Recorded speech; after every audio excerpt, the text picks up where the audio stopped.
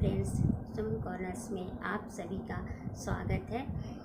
पिछले वीडियो में मैंने आप लोगों को क्राफ्ट फिंगर ब्रांड के लिपन आर्ट किट्स का रिव्यू दिखलाया था। तो उसमें जो 3 सेट आए हुए हैं, 2 प्री मार्क्स लिपन आर्ट किट आए हैं और एक प्लेन कार्डबोर्ड आए हैं। तो जो प्री मार्क्स है उनमें जो सबसे इजी है उनको आज हम बनाने की कोशिश करते हैं, देखते हैं कि कैसी बनती है।